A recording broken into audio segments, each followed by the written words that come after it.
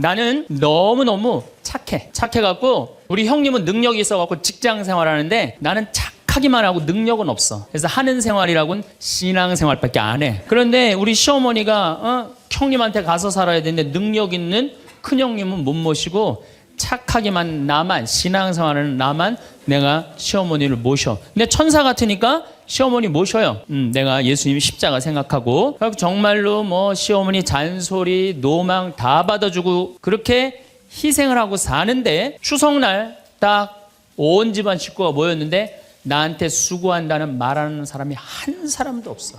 그럼 속에서 악마가 슬슬 질르기 시작해요. 이거 봐, 네가 착하니까 너를 우습게 보는 거야. 이용만 당하는 거야. 오늘 집안 식구 다 모인 길에 못 모신다고 내질러 그냥. 그 소리가 그냥 불꽃불꽃 일어나지 않아요? 우리는 천사하고 악마가 동거를 해요. 오늘같이 피정하는 날, 고해성사 보는 날은 내가 속세기는 자식도 사랑할 것 같고 집안 신경도 안 쓰는 남편도 사랑할 것 같고 시어머니도 내가 다 잘 모실 것 같아. 그럴 땐 천사예요. 고해성사 보고 피정하는 날은. 그런데 세상에 나가갖고 물건 깎을 때 보면요, 그런 악마가 없어요. 그런 악마가. 또 뭐 경품 행사로 공짜로 뭐 준다 그러면요, 하나라도 더 받으려고 달겨드는 거 보면은요, 이건 뭐 정말 악마가 따로 없어요. 보면은 악이 다툼을 해요. 보면은. 그래서 우리 마음 안에는 천사하고 악마가 항상 동거를 해요. 우리가 이 세상 살면서 제일 많이 받는 유혹이 뭐냐면 돈에 대한 유혹이야. 돈에 대한 유혹, 빵에 대한 유혹. 내가 30년 동안 60평생 살면서 돈을 3억을 모았어. 60살이 돼서. 그럼 이 돈 연금 잘 가입해 두면요, 한 달에 100만 원씩 죽을 때까지 써요. 90살까지. 근데 현찰 3억이 생기면은 악마가 유혹을 해요. 돈이 돈 번데 이거 펀드에다 갖다 맡기면 1년 만에 6억 만들어 줄게. 넘어가요. 이상하게 넘어가요. 아니 3억을 모으는데 30년이 걸렸다면은 이게 한 6억이 되려면 한 10년은 걸려야 되지 않아요? 근데 1년 만에 만들어준다 그러면 덜썩 맡겨요. 그랬더니 이자가 막 1,000만 원씩 나오는 거야. 이게 웬 노다지냐. 이거 확실하다. 부모 돈, 형제 돈, 친구 돈 싹 끌어다가 한 200억을 만들어주면은 악마는 들고 튈까요, 안 튈까요? 튀어요. 며칠 전에 450명한테 2,300억을 자기 로얄 패밀리라고, 청와대, 변호사, 뭐 장관들하고 다 아는 로얄 패밀리라고, 이게 놀랍게도 15일만 맡기면 20%의 이자를 준다고 꼬신 거예요. 그런데 450명이 얼마를 모아줬느냐면은 2,300억을 모아줬어. 2,300억을. 그래갖고 그걸 들고 튀었잖아요. 여러분들, 1 더하기 1은 2입니다. 1 더하기 1은 절대 10이 아니에요. 근데 우리는 욕심이 있어요. 내 재산이 1 더하기 1인데 2여야 되는데 10이길 바래요. 3억을 모으는 데는 30년이 걸리지만은 악마한테 유혹에 넘어가고 3억을 날리는 데는 6개월도 안 걸려요. 6개월도 안 걸려요. 그리고 땅을 치고 통곡하는 사람들 전 정말로 많이 봤어요. 대한민국 1980년대 이후부터 땅 뛰었어요. 땅값. 그렇죠? 주식 뛰었어요. 그래갖고 대한민국은 1 더하기 1은 2가 아니었고 1 더하기 1은 10이었고 1 더하기 1은 100이었어요. 어떤 사람은 1 더하기 1은 1000도 됐어요. 그러니까 온 국민이 들떠 있는 거야. 들떠 있는 거야. 나도 1 더하기 1이 뭐가 될 수 있다? 100도 될 수 있고 1000도 될 수 있다. 이런 생각을 해요. 대표적인 게 뭐냐면 다단계야. 다단계. 내가 가정방문 다녀보면요, 집에 샴푸 잔뜩 있는지 많아요. 비누 잔뜩 있는지 많아요. 뭐 한 거예요? 다 다단계예요. 어떻게 다단계? 당신 2 사람만 데리고 와. 그러면 이 2 사람이 또 데리고 와갖고 나중에 이거 전부 다 가지를 쳐갖고 나중에 떼돈 벌어. 그런데 다단계 하는 사람의 90%가 다 손해보고 나온다는 거예요. 다 1 더하기 1은 100이라고 믿는 사람들, 1 더하기 1은 10이라고 믿는 사람들이 이 유혹에 빠지는 거예요. 이 유혹에. 제가 10년 전에 능평이라는 성당에서 본당 신부를 했어요. 그런데 그 능평이라는 성당에 언덕을 넘어가면은 무슨 동네가 나오느냐면 천당 옆 분당이 나와요. 네, 천당 옆 분당이 나와요. 얼마나 살기 좋으냐면은 거기는 전보산대가 하나도 없어요. 전부 다 지중매설이에요. 지중매설. 동네가 깨끗해요. 깨끗해. 그리고 도로는 한 20m, 30m 주도로는 조경을 하게 돼 있어요. 동네마다 율동공원, 중앙공원, 공원 있고. 그래서 정말로 살기 좋아요. 우리 동네 사람들은 그 언덕만 넘으면 전보산대가 얼마나 많은지, 전선줄이 얼마나 많이 엉겨 있는지, 그 분당에만 있으면 마음이 차분한데 우리 동네만 딱 들어서면은 동네가 여자 머리 풀어헤쳐 놓은 것 같아요. 여자 머리 풀어헤쳐 놓은 것 같아요. 마음이 산란해. 그러니까 우리 동네 사람들 꿈은 뭐냐면 천당역 분당으로 이사 가는 게 꿈이야. 그래갖고 5억짜리 아파트가 당첨이 됐어. 5억짜리 아파트가. 그런데 내가 가지고 있는 돈은 4억 5천밖에 안 돼. 이제 5천만 원만 있으면은 프리미엄이 붙어갖고 7억이 되는 거야. 7억이 되는 거니까 1 더하기 1은 10이 되는 순간이에요. 근데 이 5천만 원이 구할 길이 없네. 제일 만만한 건 누구냐면 늙은 부모님이야. 라고 찾아갖고 얘기를 해요. 어머니 아버지 내가 5천만 원만 있으면은 5억짜리 아파트 되면 내가 잘 모실 테니까 거기 있는 땅 좀 팔아갖고 나 5천만 원만 꿔달라고. 근데 이미 한국 천주교 할머니 할아버지들은 나한테 강의를 들었어. 절대 자식들한테 재산 주지 말라는 강의를 들었어. 네. 안 죽으니까 절대 재산 주지 말라는 강의를. 난 돈 없다 딱 잡았대요. 그럼 느닷없이 부모가 미운 거예요. 느닷없이. 형제 친척한테 꿔달라고 그랬더니 형제 친척도 아무도 꿔주는 사람이 없는 거야. 다 미운 거예요. 예수님은 서로 사랑하라고 그랬는데 악마는 뭐라고 그래? 이거 봐. 너 세상 너 옆에 있는 사람 아무도 없어. 다 미워해. 이 유혹에 빠지는 거예요. 악마의 유혹에 빠지는 거예요. 근데 마음 하나만 바꾸면 얼마나 행복한지 몰라요. 우리 능평은 뭐 조금 전선줄 있다 하더라도 경치 좋고 공기 맑아요. 아주 좋아요. 그리고 분당에서 살려면은요, 거기에 수준 맞추려면요, 피곤해서 못 살아요. 근데 능평은 32평 아파트가 2억 5천이야. 2억 5천이니까, 이 2억 5천짜리 아파트 사고 얼마가 남아요? 2억이 남아요. 이거 갖고 맛있는 것도 사 먹고, 여행도 다니고, 어려운 사람도 도와주고, 얼마나 좋아요. 근데 우리 인간은 이걸 못해요. 내가 가만히 보면은요, 9개 가진 사람은 10개를 채우려고 이 하나만 더 모으면 10개가 돼. 9개 쓸 생각을 못하고 이거 10개 채운다고 하나 모으다가 죽는 사람들 많이 봤어요, 나. 99개 가진 사람은 100개 채우려고 어떻게? 이 하나를 더 모으려고 99개 쓰지도 못하고 죽는 사람들 많이 봤어요, 저는. 여러분들은 어떠세요? 재산이라는 게 뭔지 아세요? 여러분들 재산이라는 건요, 내가 쓴 것만 내 재산이에요. 내가 쓴 것만. 내가 안 쓴 건 내 재산 아니에요. 다시 말해서 내가 100억을 모으기 위해서 나 그지같이 70평생을 살았어. 이 사람은 거지로 산 거예요. 이 사람은 거지로 산 거예요. 네.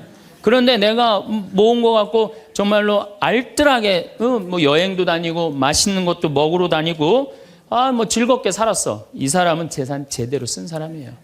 그 다음에 죽을 때 그래도 이 종교기관에 기부나 하고 이런다면은 다행인 사람이에요.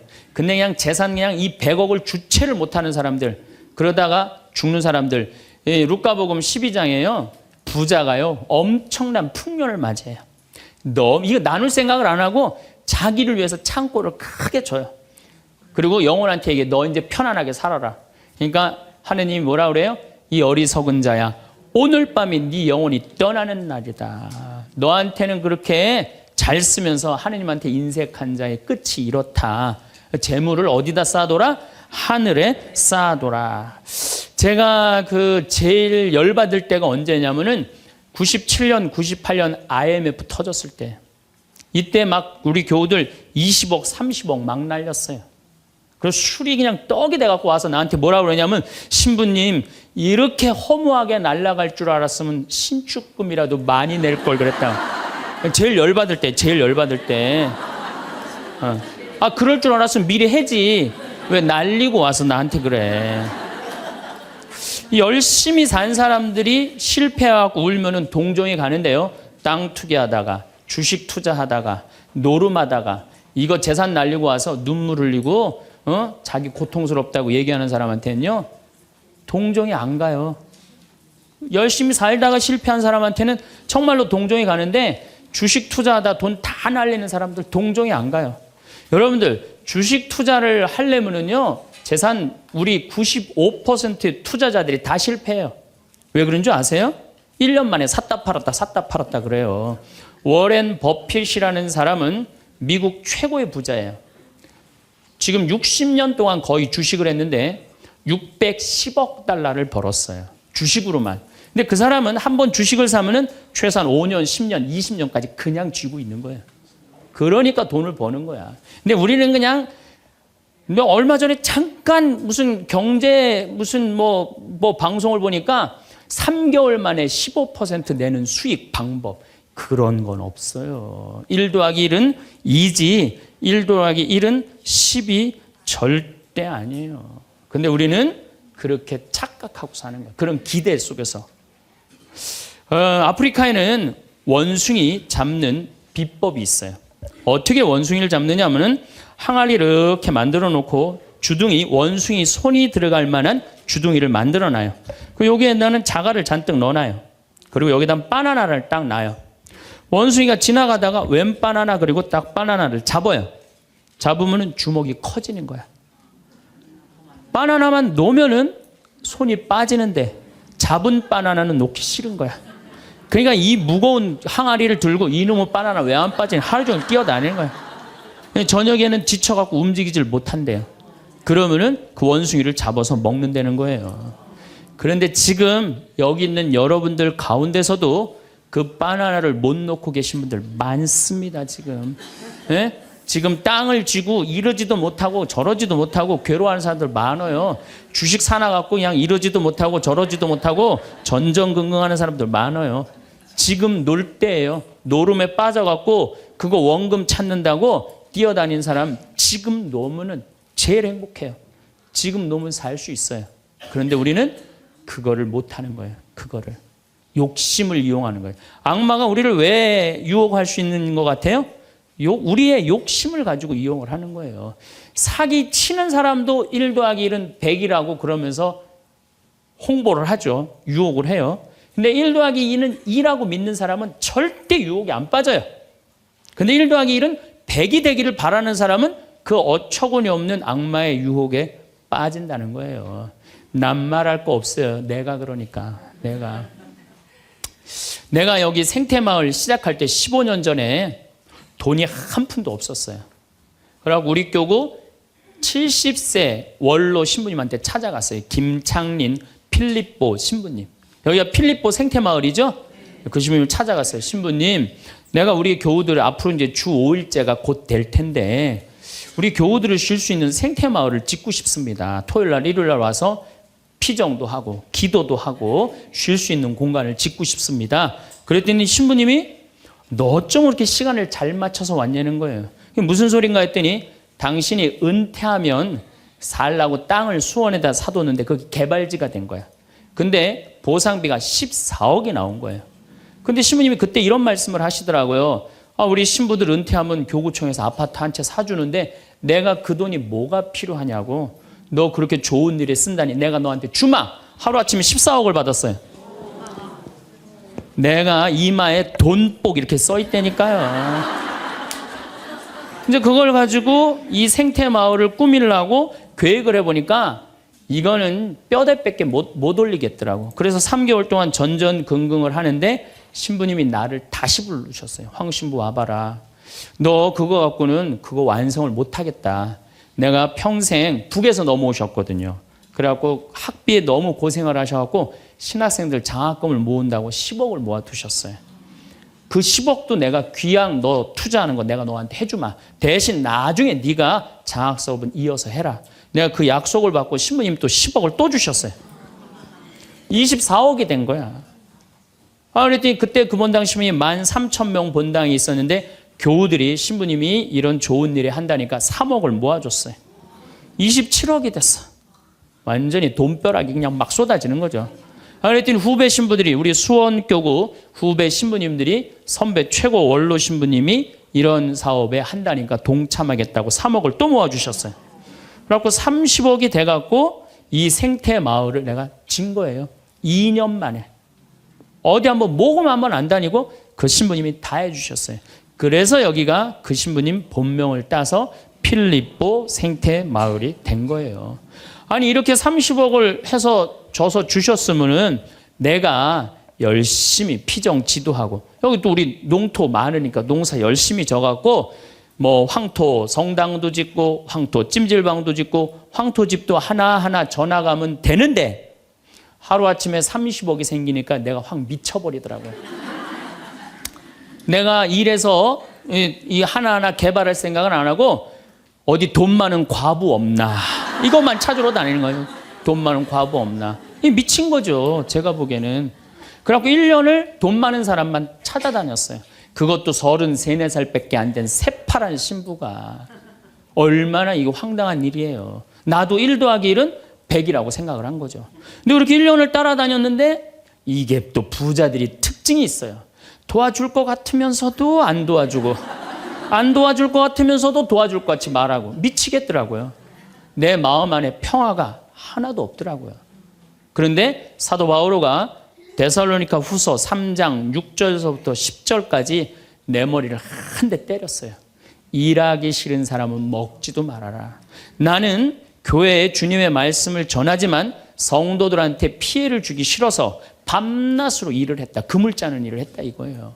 그래 내가 열심히 농사 짓고 된장, 간장, 고추장, 청국장 우리 콩 있으니까 여기 또 지역 주민들하고 콩 계약 재배하고 그렇게 하면 되지.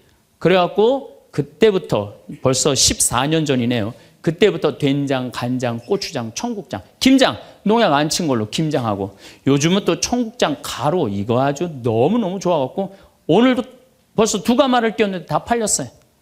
그러니까 내가 이걸 한 첫 해는 판매액이 1억이었는데 작년에는 17억이에요. 너무 즐거운 거예요 사는 게. 저 신부님 떼돈 버나 보다. 떼돈은 남지 않아요. 원료값이 너무너무 많기 때문에. 그렇지만은 내가 우리 교우들한테 농약 안 친 거 먹을거리 제공해주고 이 지역에 지금 3만 평 농약 안 치고 농사 짓고 여기 50명 주민들한테 여기 주민들 지금부터 농한기거든요. 근데 여기 주민들은 지금 내년 2월 달까지 저기 메주 띄우고 청국장, 생청국장, 청국장 가루 한 30명이 와서 계속 일을 해요. 얼마나 좋아요. 이러면서 내가 행복하게 살면 되는데 아니 내가 미쳐갖고 그냥 한 1년 동안 돌아다닐 땐 마음이 평화롭지가 않더라고요. 여러분들 남의 재물을 탐낼 때부터요. 그때부터 평화는 깨지는 거예요. 남의 재물을 탐낼 때부터. 여러분들 우리 고모가 하나 있어. 내 고모가 친척이 나라고 조카라고 나 하나밖에 없어. 근데 시집을 안 갔네 이 고모가. 근데 그냥 돈을 많이 벌어갖고 천당역 분당에 아파트도 한 채 있고 빌딩도 하나 있고 저기 통장에 돈도 많아. 그럼 이 조카가 저 고모 늙은 고모 죽으면은 저 재산이 누구한테 온다? 나한테 온다. 이 생각하는 순간부터 얘는 불행한 거예요. 고모 재물 탐내는 순간부터 얘는 불행한 거예요. 남의 재물을 탐내면 안 되는데 악마는 뭐라고 우리한테 유혹을 하느냐면 남의 재물을 탐내라고 유혹을 해요. 우리 어머니 아버지가 잘 살아. 저 재산 나한테 오겠지. 그때부터 얘는 일 안 해요.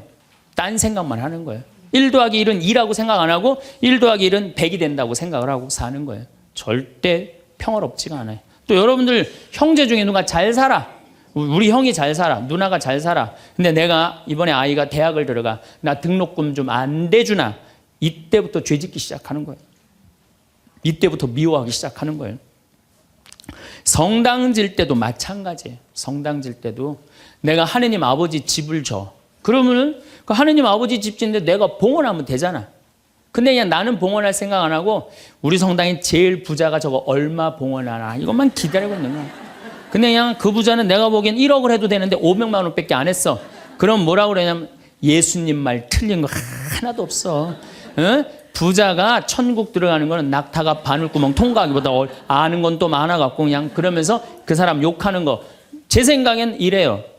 그렇게 부자 헌금 얼마 내나 그거 쳐다보고 있는 것도 남의 재물 탐내는 거예요. 그 사람 마음에 평화 없어요. 내가 가지고 있는 것만 누구한테 봉헌하면 돼? 하느님한테 봉헌하면 되는 거예요. 우리가 이 돈에 대한 유혹, 이것 때문에 죄를 짓고 사는 거예요. 그런데 유혹 중에 제일 무서운 유혹이 뭔지 아세요? 여러분들 돈 왜 벌어요? 자식 욕심 때문에 버는 거예요. 자식 때문에 여러분들 돈 버는 거예요. 자식 때문에. 아메리카의 인디안들은 자식이 태어나면 어디다 봉헌하냐면 별한테 봉헌한다고 그래요. 우리 아이 추억 많게 해달라고. 요즘 어제 그제 여기 별 정말 미치도록 많아요. 밤하늘에 별똥별이 2만 개가 떨어져. 2만 개. 지난번에 우리 수녀님들 한 20분 오셨을 때 내가 여기 마루 위에, 강 위에다 마루를 깔아놨어요. 그 위에다 밤에 침낭을 하나씩 다 드려요. 그럼 누워갖고 별을 보는데 별똥별이 1시간 동안 10개가 떨어졌대. 10개가. 수녀님들이 너무 행복하다는 거예요. 이 별을 보고 행복한 추억을 가지고 살았으면 좋겠는데 우리나라 엄마들은 그런 생각 안 해요. 인디언들은 별 보면서 우리 아이 행복한 추억이 많았으면 좋겠다.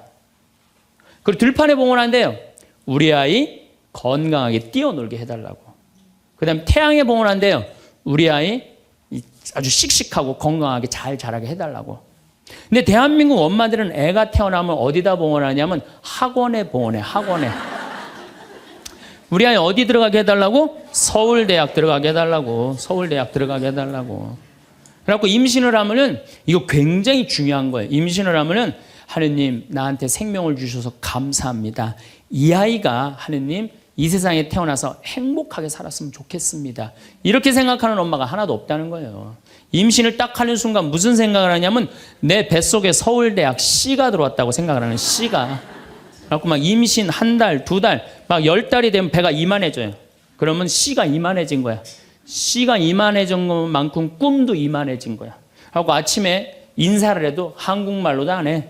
영어로 하는 거야. How are you today, my baby? Good morning. 막 영어로 하는 거야. 마음 급한 엄마들이. 네. 그래갖고 애가 엄마의 태를 열고 세상에 나왔어. 세상이 얼마나 예뻐요. 하늘도 예쁘고 별도 예쁘고 달도 예쁘고 단풍도 예쁘고. 근데 그냥 이 아이가 그냥 그 창문을 통해서 세상을 보려고 했더니 마음 급한 엄마는 너 그거 볼 시간이 어디 있어. 온 집안을 도배를 다 해놔요. 아니 집안만 도배해 놓으면 되지 창문에다가도 도배를 해놔요. 한쪽에는 그냥 가나다라 마바 차타카타 붙여놓고 반대쪽에는 ABCD. 누워서 모빌이 돌아가는데 막 기억 니은 디귿 리을이 막 돌아가는. 태어났는데 이 세상에 태어났더니만 어디에 가려? 글자에 가려갖고 세상 구경을 못하는 거예요. 그래갖고 애가 1살, 2살쯤 돼갖고 엄마, 아빠 이렇게 말을 하기 시작해요. 그러면은요 엄마들은 흥분하는 거예요. 드디어 우리 집에 천재 태어났다. 그래갖고 온 동네 다니면서 우리 애가 천재라고 막 자랑을 해요. 그 우유를 먹여도 무슨 우유만 먹이냐면 아인슈타인 우유만 먹이는 거. 아인슈타인 우유만. 네, 네. 천재니까 아인슈타인 우유만 먹어요. 엄마 아빠 그러면은 드디어 됐어. 너 다음 단계로 넘어가자. 1 더하기 1은 뭐냐? 이거 넘어가는 거야. 수학으로 넘어가는 거야. 이렇게 글자하고 숫자에 갇혀 사는 애는요 영혼이 망가진대요. 1살서부터 5살 때까지는요 엄마라고 애가 한 번 말하는데 10,000번을 연습을 해야 된대요. 아빠라고 말하는 데는 20,000번을 연습을 해야 된다고 그래요. 애가 엄마 아빠 그러면은 엄마 아빠들은 고마워해 줘야 돼. 너무 고맙다 엄마라고 불러줘서. 손가락 깨물고 배에다 바람 넣어주고 발가락 그냥 뽀뽀해줘가면서 아빠는 목마 태워주고 비행기 태워주고 막 축제같이. 그러면은 이렇게 부모님이 엄마 아빠가 끌어안아주고 뽀뽀해주고 스킨십을 해주는 애들은 이런 생각을 한대요. 이거 봐라. 세상은 한번 살아볼 만한 데네. 저렇게 엄마라고 말 한마디 했는데 저렇게 좋아하고 감격을 하네. 그런데 1살서부터 5살 때까지 엄마 아빠 그랬더니 다음 단계 1 더하기 1은 뭐야? 이거 넘어가는 애들은요 나중에 커서 컴퓨터 중독, 알코올 중독, 그 다음에 사춘기 때 무표정, 무반응, 무감동. 여러분들 자녀들 중에 사춘기 갖고 엄마 막 이렇게 쳐다보고 있는 애들 봐요 안 봐요? 걔네들은 사춘기라 그런 게 아니야. 언제 망가뜨려 놓은 거냐면 1살서부터 5살 때까지 망가뜨려 놓은 거예요. 영혼을 망가뜨려 놓은 거예요. 프레벨이나 썸머힐이나 삐아제나 몬테소리 같은 유아 교육학자들이 말을 하기를 1살서부터 5살 때까지는 숫자나 언어를 인지하는 좌뇌가 발달하지 않는다고 그래요. 6살 때부터 좌뇌가 발달한다고 그래요. 근데 우리나라의 95%의 엄마들이 영세 교육을 해요. 태어나자마자부터 교육을 해요. 교육비 얼마? 350만 원짜리 교육비를 들여서 전부 다 350만 원 애한테 그냥 영세 교육을 시키는 거예요. 우리나라 청소년의 95%는 이미 1살서부터 5살 때까지 영혼이 망가져 버린 거예요. 그래갖고 그냥 5살 때 돼갖고 그냥 텔레비에 나오는 글자 모르는 글자가 없어. 5년 동안 공부했으니 얘가 모를 리가 있어요. 모르는 글자가 없어. 그냥 쫙쫙 읽어대. 그러면 나한테 데리고 와요. 신부님 우리 애가 천재인가 보라고. 왜요? 텔레비에 나오는 글자 모르는 글자가 없어요. 안수기도 해달라는 거. 그럼 내 개 머리에 손 얹고 뭐라고 기도하느냐면 이제 네 인생은 끝났다. 내가 이렇게 기도한다니까. 근데 이 사실을 아무도 몰라요. 아무도. 그래갖고 천재인 줄 알고 초등학교에 넣어놨더니 40명 중에 20등 해갖고 오는 거야. 받아쓰기 100점 중에 50점 받아오고. 그러면은 여러분들 자녀들이 5살 때 여러분들이 뭐라고 얘기를 하냐면 우리 아들 대통령 될 거라고, 우리 아들 의사 될 거라고, 변호사 될 거라고, 판검사 될 거라고.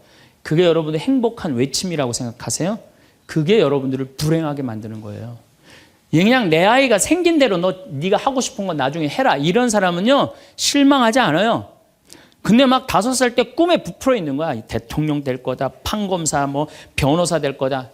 그랬는데 그냥 초등학교 딱 들어갔는데 40명 중에 20등 딱 해갖고 오고 100점 중에 50점 받아오면 이때부터 실망하기 시작하는 거야.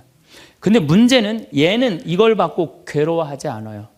되게 공부 못하는 애들이요 성격이 느긋한 애들이 공부를 못해요. 내일 시험인데도 아무 근심 걱정 없이 막 놀이터에서 막 노는 애들, 걔네들이 공부 못하는 거거든요. 그냥 자기는 괴롭지도 않고 놀이터에서 놀면은 엄마는 그런 애를 보면 눈에서 광선이 나가는 거야. 광선이. 분노의 광선이 나가는 거야. 저거 받고 저렇게 논다고 아무리 때려도 말을 안 들어. 그냥 계속 40명 중에 20등 해갖고 오는 거야. 그러면 엄마는 슬프지만 괴롭지만 힘든 결정을 다시 한번 해요. 우유를 아인슈타인 우유에서 서울 우유로 바꿔요. 서울 우유로.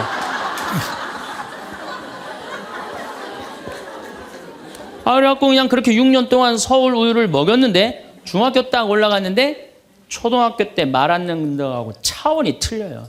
중학교 때 컴퓨터 게임에 빠지면은요 미쳐요. 엄마하고 밥 먹으러 나가도 그냥 핸드폰으로라도 해요. 애들이. 그냥 그거 보고 있으면 속에서 불 나요? 안 나요? 속에서 불이 나죠. 근데 걔는요 그렇게 될 수밖에 없는 성장 과정이 있는 거예요. 그래갖고 막 학원을 막 땡땡이를 까는 거야. 초등학교 때는 때리면 울면서 갔는데 중학교 때는 간다고 가요 일단. 그러고 난 다음에 지가 알아서 컴퓨터 게임방 가서 게임하고 놀고 밤 10시에 학원 다녀왔다고 거짓말 하는 거야. 그러니 안 그래도 꼴보기 싫은데 그냥 불이 나는 거야. 그냥. 이미 학원에서 전화 받은 내가 안 왔다고. 어디서 거짓말 하느냐고. 때리려고 그러는데 이게 너무 커갖고 손이 닿아요 안 닿아요? 안 닿아요. 애는요 엄마가 때리려고 하면 힘도 안 들여. 왜 이러냐고. 고개만 젖히면 그냥 막 날아가는 거야. 고개만 젖히면 손이 닿지도 않아. 그러면 또 멱살을 끌어내려갖고 그냥 엄마 때리는데 피하느냐고 그러면은 그때서 아이가 엄마 손을 딱 잡고 흰 눈동자 95%, 까만 눈동자 5%, 엄마보다 눈을 더 뒤집어 확 뒤집고. 왜 이러냐고. 나 좀 제발 놔두라. 나 공부하는 거 지겹다고. 엄마를 확 밀쳐내요. 그럼 엄마는 그냥 마룻바닥에 확 널브러지면서 마룻바닥을 움켜쥐고 너무 슬프지만은 힘든 결정을 다시 한번 해요. 우유를 서울 우유에서 연세 우유로 바꿔요. 연세 우유로. 연세 우유로 이제 바꿔갖고 그냥 먹었는데 고등학교 올라갔는데 이놈이 이거는 뭐 내가 보기에는 여러분들 중학교 때는요 애가 말도 못하고 반항을 하는데 고등학교 때는 차원이 틀려요.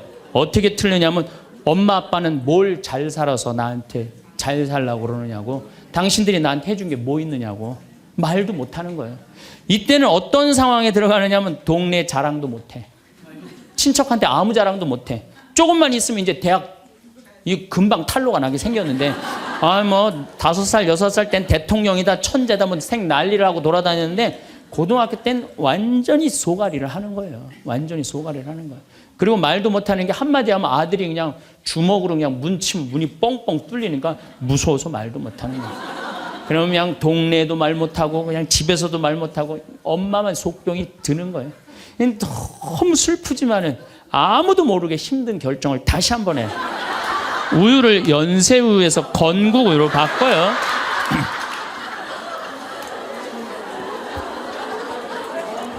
건국우유로 바꿔서 그렇게 먹였는데 고등학교 3학년 때 보니까 모의고사를 봤는데 15% 안에 들어야지 서울에 있는 학교를 가는데 30% 뒤로 막 밀리는 거야. 내가 재미난 경험이 있었어요. 내가 아주대학 환경공학과 대학원을 다닐 때 그 옆에 창현고등학교, 유신고등학교가 있었어요. 근데 걔네들이 1학년 딱 들어와서는 우리 학교를 보고 그랬대요. 내가 아주대학 가면은 내 대학을 안 간다 그랬대요. 1학년 되면은. 근데 2학년 애들은 상황이 틀리대요. 아주대학도 괜찮은데 이런데 2학년 되면. 근데 3학년이 된 애들은 그 창현고등학교, 유신고등학교 애들은 3학년만 되면 제발 아주대학만이라도. 엄마가 딱 그런 마음이야. 그러니까 이제 엄마가 너무 슬프지만은 그 성적표를 받아보고 마지막으로 힘든 결정을 다시 한 번 해요. 우유를 건국우유에서 저지방 우유로 바꿔요.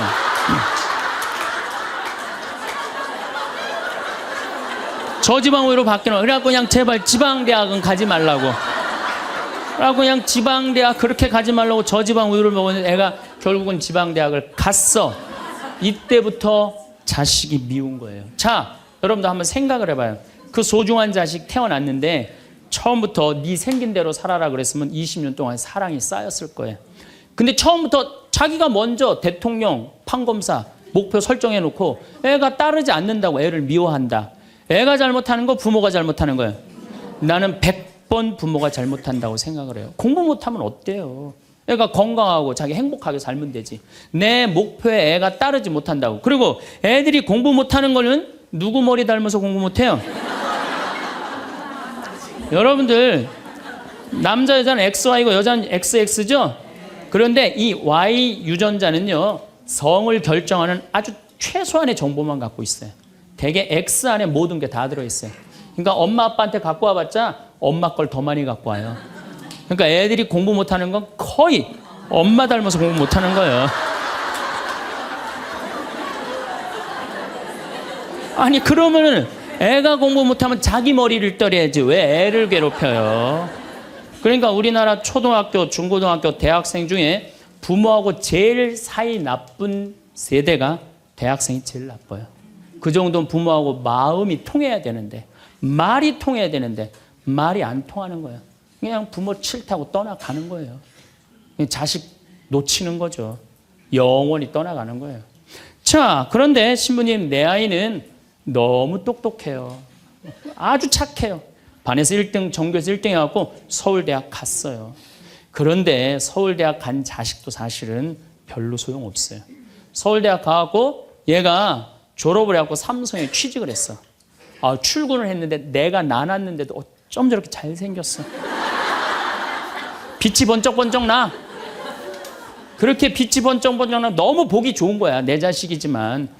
그런 자식일수록요 잘하는데 아무런 도움도 주지 않은 나보다 훨씬 예쁘고 훨씬 젊은 여우 같은 며느리가 나타나서 낚아채 가는 거예요.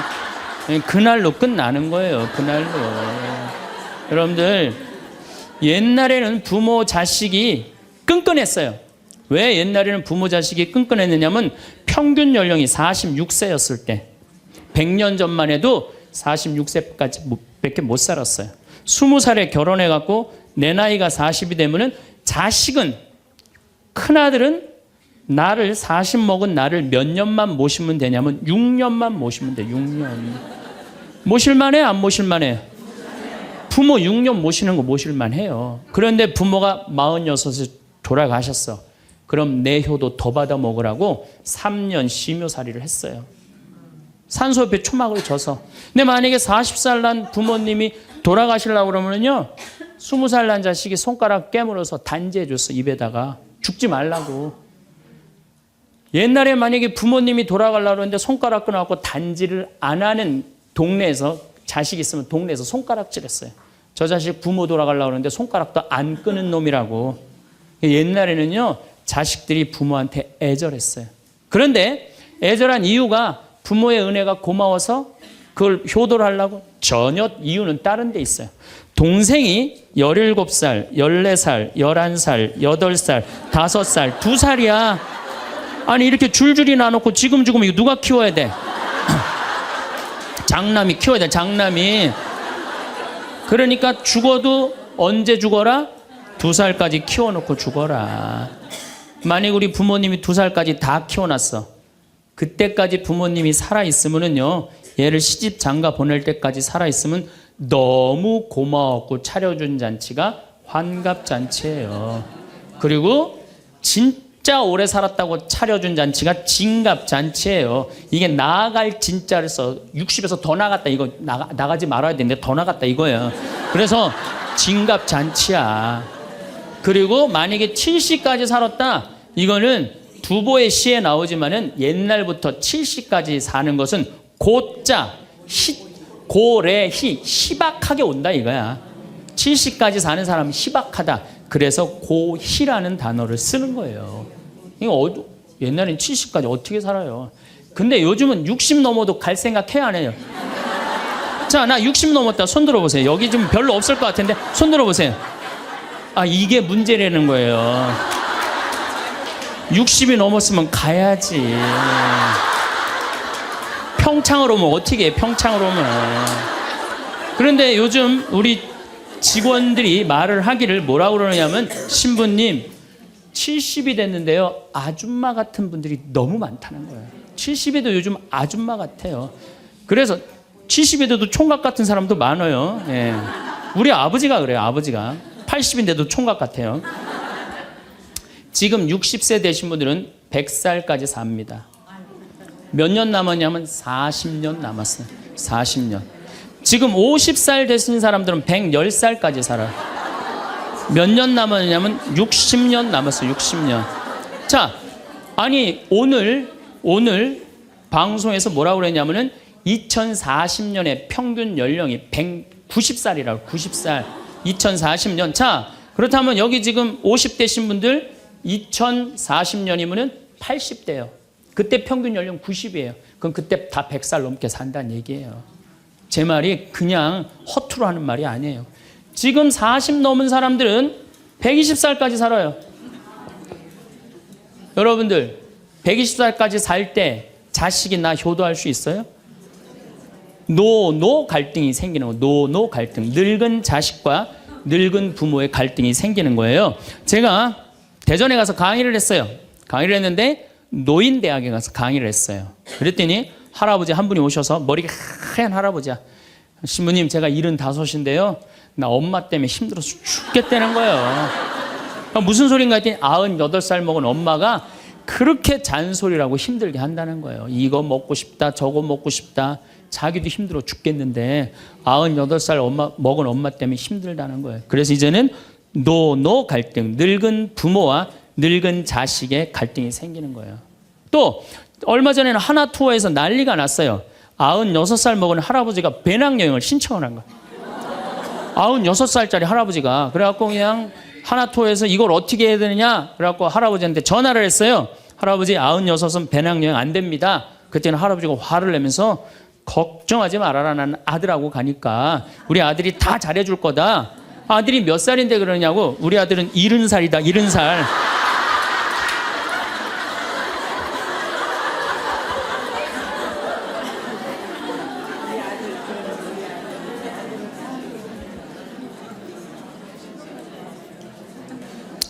여러분들, 우리나라가 지금 100살 이상이 몇 명이냐면은 1700명이에요.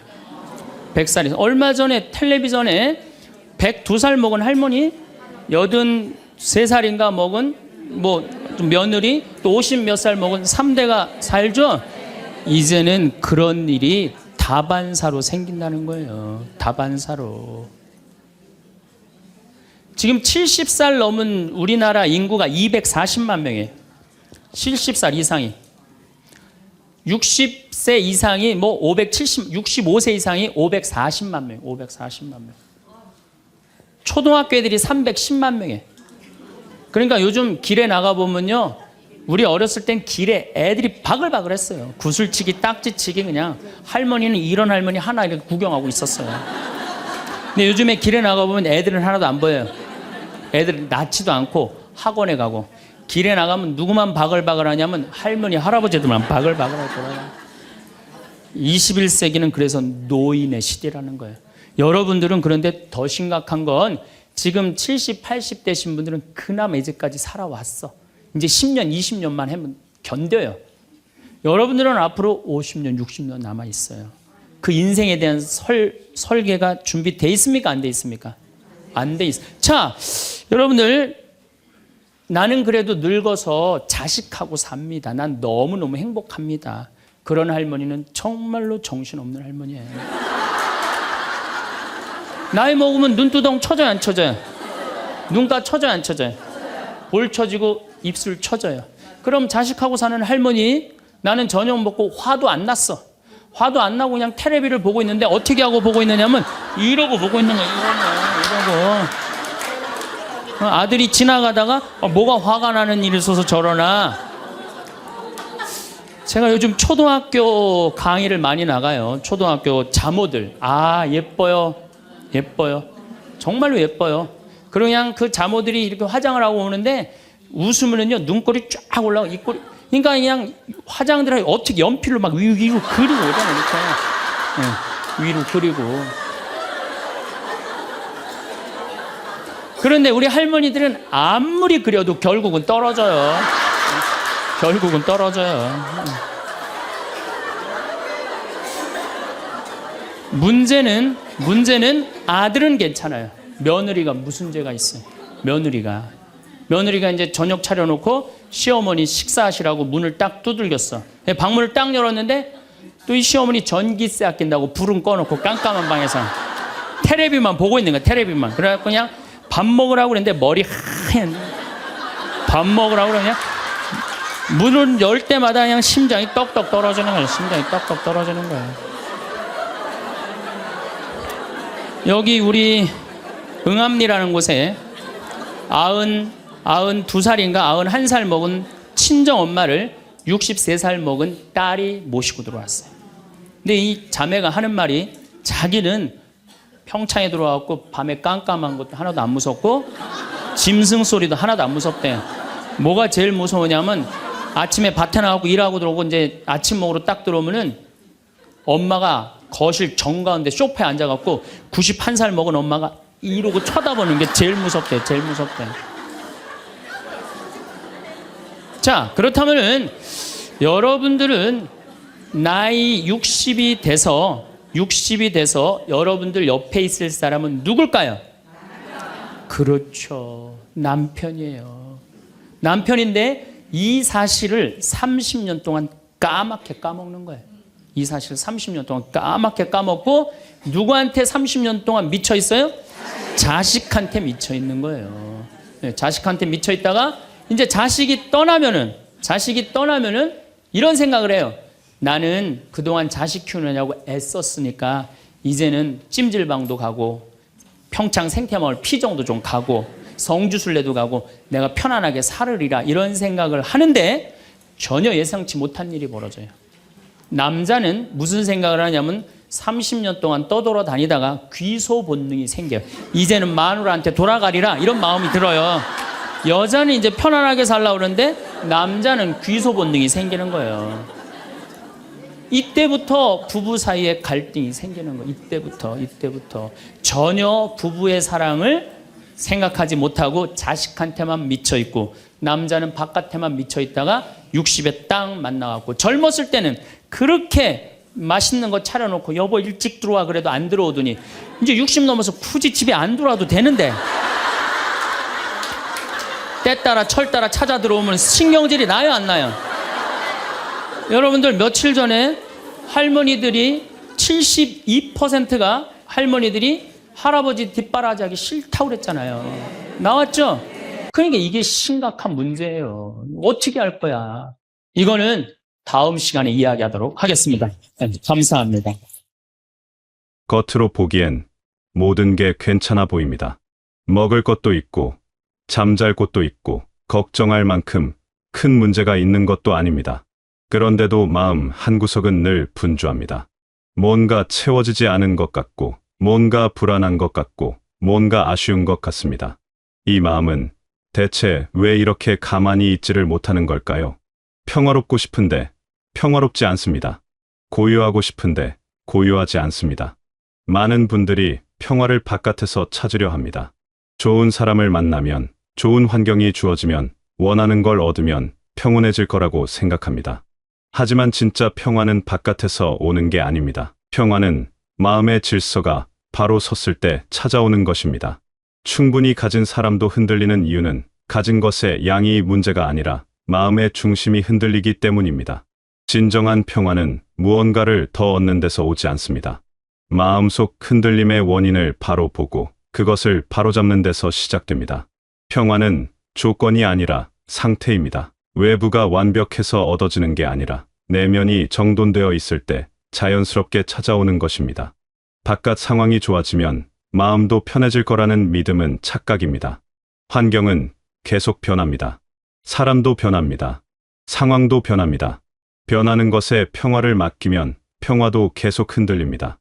진짜 평화는 변하지 않는 곳에서 찾아야 합니다. 그것은 바로 내 마음의 중심입니다. 마음의 중심이 바로 서 있으면 바깥이 흔들려도 안은 고요합니다. 반대로 마음의 중심이 흔들리면 바깥이 아무리 좋아도 불안합니다. 우리 안에는 선한 의지가 있습니다. 좋은 사람이고 싶고, 옳게 살고 싶고, 사랑하고 싶은 마음이 분명히 존재합니다.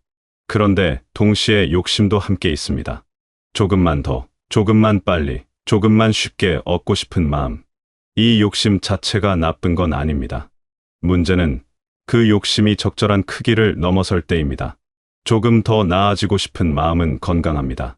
하지만 그게 내가 들인 노력보다 훨씬 큰 결과를 바라는 마음으로 변질되면 현실이 왜곡되기 시작합니다. 유혹은 밖에서 오는 것처럼 보이지만 사실 그 유혹이 힘을 갖는 건 내 안에 틈이 있기 때문입니다. 마음속에 과한 욕심이 자리 잡고 있으면 외부의 작은 자극도 크게 다가옵니다.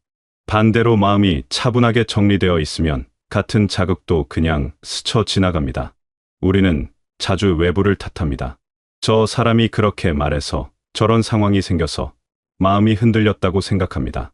하지만 정직하게 들여다보면 흔들린 건 외부의 힘이 아니라 내 안에 욕심이 커졌기 때문입니다. 욕심이 커지면 판단이 흐려집니다. 작은 것도 부족하게 느껴지고 충분한 것도 아쉽게 보입니다. 같은 상황을 겪어도 어떤 사람은 평온하고 어떤 사람은 흔들립니다. 그 차이는 상황의 강도가 아니라 마음의 상태에 있습니다. 욕심을 버리라는 말이 아닙니다.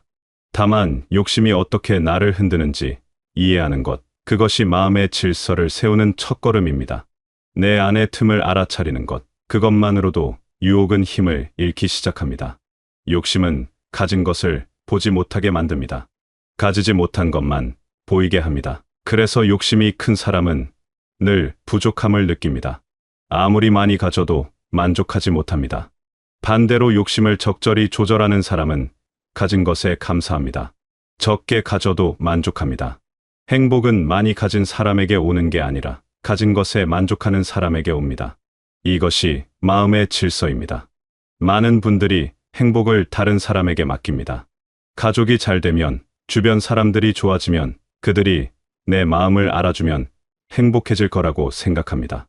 이 마음은 이해할 수 있습니다. 사랑하는 사람이 행복하길 바라는 건 당연한 일입니다. 문제는 그 바람이 은연중에 기대로 변할 때입니다.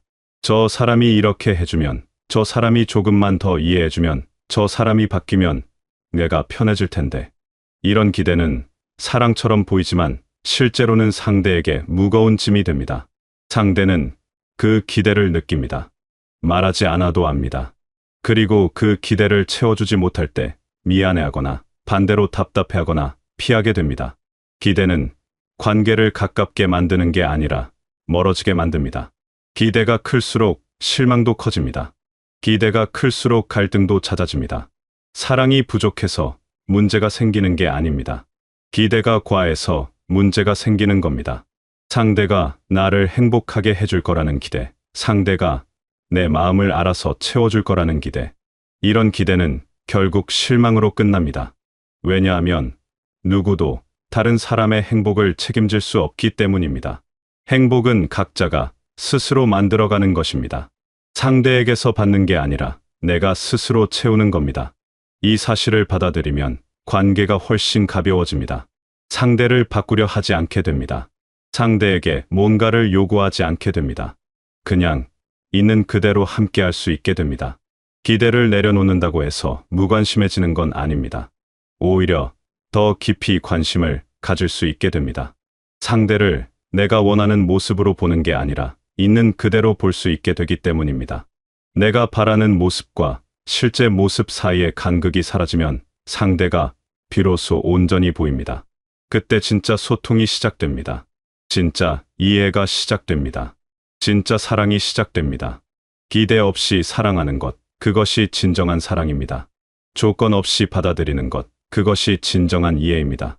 상대가 무언가를 해주기를 바라지 않고, 상대가 변하기를 바라지 않고, 그냥 상대가 존재하는 것만으로 감사하는 것. 이런 마음이 관계를 건강하게 만듭니다. 우리는 참 많은 것에 매달립니다. 이미 지나간 일에 매달리고 아직 오지 않은 일에 매달립니다. 그때 그렇게 하지 말았어야 했는데, 그때 그렇게 했더라면 지금은 달랐을 텐데. 과거를 붙잡고 후회합니다. 또 미래를 붙잡고 불안해합니다. 나중에 어떻게 되면, 언젠가 이런 일이 생기면 과거와 미래 사이에서 마음은 쉴 곳을 잃습니다. 현재는 그냥 지나갑니다. 지금 이 순간은 그냥 흘러갑니다. 집착을 내려놓는다는 건 포기하는 게 아닙니다. 무관심해지는 것도 아닙니다. 집착을 내려놓는다는 건 내가 붙잡을 수 없는 것을 붙잡으려 애쓰지 않는다는 뜻입니다. 이미 지나간 시간은 돌아오지 않습니다. 아직 오지 않은 여행은 보장되지 않습니다. 내가 할 수 있는 건 지금입니다. 지금 이 순간 내가 할 수 있는 선한 일, 지금 내 곁에 있는 사람에게 집중하는 것. 이것이 마음의 질서입니다. 집착을 내려놓으면 삶이 가벼워집니다. 관계도 가벼워집니다. 상대에게 과도한 의미를 부여하지 않게 됩니다. 상대가 나를 채워줄 거라는 환상을 내려놓으면 상대를 있는 그대로 볼 수 있게 됩니다. 그리고 나 역시 스스로를 책임지게 됩니다. 내 행복은 내가 만드는 것, 내 평화는 내가 지키는 것. 이렇게 생각하면 관계가 건강해집니다. 서로에게 의지하되 의존하지 않습니다. 함께하되 짐이 되지 않습니다. 과거에 집착하면 후회만 남습니다. 미래에 집착하면 불안만 남습니다. 하지만 지금에 집중하면 평온이 찾아옵니다. 지금 할 수 있는 일을 하고, 지금 만날 수 있는 사람을 만나고, 지금 느낄 수 있는 감정을 느끼는 것. 이것이 삶의 본질입니다. 거창한 무언가를 이루려 하지 않아도 됩니다. 지금 이 순간을 충실하게 사는 것만으로도 충분합니다. 내려놓는다는 건 아무것도 하지 않는다는 뜻이 아닙니다. 오히려 더 잘할 수 있게 하는 것입니다. 과거의 후회와 미래의 불안을 내려놓으면 지금에 더 집중할 수 있습니다. 지금에 집중하면 더 잘할 수 있습니다. 더 잘 느낄 수 있습니다. 더 잘 사랑할 수 있습니다. 집착이 없을 때 비로소 자유로워집니다. 자유로워질 때 진짜 힘이 나옵니다. 우리는 모두 한정된 시간 안에 살고 있습니다. 그 시간을 어떻게 쓸 것인가는 각자의 선택입니다. 어떤 사람은 더 많이 가지려 합니다. 더 많이 모으려 합니다. 더 많이 쌓으려 합니다. 하지만 삶의 끝에서 돌아보게 되는 기준은 얼마를 가졌는가가 아닙니다. 그 시간을 어떻게 사용했는가입니다. 얼마나 많은 숫자를 쌓았는가가 아니라 가진 것을 얼마나 가치 있게 사용했는가입니다. 평화로운 삶은 많이 가진 삶이 아닙니다. 마음의 질서를 지키며 산 삶입니다. 욕심을 적절한 크기로 유지하고 기대를 내려놓고 집착을 놓아주며 지금 이 순간에 충실한 삶입니다. 거창한 성공을 이루지 않아도 괜찮습니다. 큰 업적을 남기지 않아도 괜찮습니다. 다만 하루하루를 성실하게 마음을 바르게 지키며 주변 사람들에게 따뜻하게 대하며 살아가는 것. 그것이 후회 없는 삶입니다. 평화는 얻는 게 아니라 지키는 것입니다. 마음의 질서는 한 번에 완성되지 않습니다. 매일 조금씩 흔들릴 때마다 다시 바로 세우는 연습을 해야 합니다. 욕심이 커질 때 알아차리고, 기대가 과할 때 내려놓고, 집착이 생길 때 놓아주는 연습. 이 연습이 쌓여서 평화가 됩니다. 삶은 완벽을 향한 경주가 아닙니다. 매 순간 최선을 다하는 과정입니다. 실수하고, 넘어지고, 다시 일어서는 과정입니다. 중요한 건 넘어지지 않는 것이 아니라 넘어졌을 때 다시 일어서는 것입니다. 마음이 흔들렸을 때 다시 중심을 잡는 것입니다. 욕심이 커졌을 때 다시 내려놓는 것입니다. 기대가 과했을 때 다시 조절하는 것입니다. 이런 작은 노력들이 모여서 평온한 삶을 만듭니다. 후회 없는 삶이란 완벽한 삶이 아닙니다. 실수하지 않은 삶이 아닙니다. 최선을 다한 삶입니다. 매 순간 정직했던 삶입니다. 마음의 질서를 지키려 노력했던 삶입니다. 가진 것에 감사했던 삶입니다. 주변 사람들을 소중히 여겼던 삶입니다. 이런 삶을 살면 삶의 끝에서 돌아봤을 때 평온할 수 있습니다. 아쉬움보다 감사가 더 클 것입니다. 여러분의 마음이 조금씩 가벼워지고, 관계가 조금씩 편안해지고, 하루하루가 조금씩 평온해지길 바라겠습니다. 남은 시간이 숫자를 쌓는 시간이 아니라 의미를 채우는 시간이 되시길 바라겠습니다. 완벽하지 않아도 괜찮습니다. 부족해도 괜찮습니다. 지금 이 순간 마음의 질서를 지키며 성실하게 살아가는 것만으로도 여러분은 충분히 가치 있는 삶을 살고 계신 것이니까요. 그 소중한 시간들이 평화와 감사로 채워지시길 바라겠습니다.